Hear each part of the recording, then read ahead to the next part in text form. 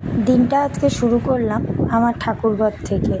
সকালবেলা ঘুম থেকে উঠেই আমার ঠাকুর দেওয়া হয়ে গেছে, যেহেতু গোপাল ওঠাই সকালবেলা, তাই সব ঠাকুরই একসাথে দিয়ে দিই। তো দেখো, ঠাকুর দেওয়া হয়ে গেছে। তোমরা সবাই জানো আজকে আমার মেয়ের জন্মদিন, তোমাদের কালকে বলেছিলাম ভিডিওতে। তো সব রকম সবজি কাটা হয়ে গেছে, 5 রকম ভাজা এখানে সব কাটা হয়ে গেছে। এবার শুধু রান্নাটা করব, এটারই অপেক্ষায় আছি। তো রাত্রিবেলা অন্য কিছু রান্না করব বলে আজকে আর বড় কাতলা মাছ আনা হয়নি। তো অন্য মাছই নিয়ে এসছে, ভোলা মাছ আমার মেয়ে খুব ভালোবাসে, তো ভোলা মাছটাই আনা হয়েছে।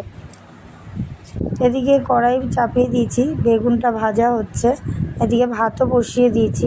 তাড়াতাড়ি যতটা হয়, সব ভাজাই হয়ে গেছে, এবার শুধু মাছটা ভাজা বাকি। একটু ব্রেক টাইম দরকার ছিল, তাই একটু চা, আমি আর ওর বাবা চা খাবো বলে রেডি করছিলাম চা।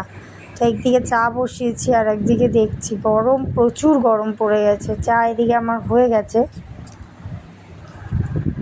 তো বন্ধুরা, তোমরা সবাই জানো আমি বলেছিলাম জন্মদিনটা সেভাবে আমি কিছুই করছি না, ঘরে নিজেদের লোকরা মিলে করছি। প্রত্যেকবারই একটু বড় করেই হয়, কিন্তু এবার আর সেরমভাবে হচ্ছে না। এবার কোথাও যাওয়ার কথাও ছিল, আর আমাদের ঘরে হাত দিয়েছিল বলে তাই সেরকমভাবে জন্মদিনটা করা হচ্ছে না।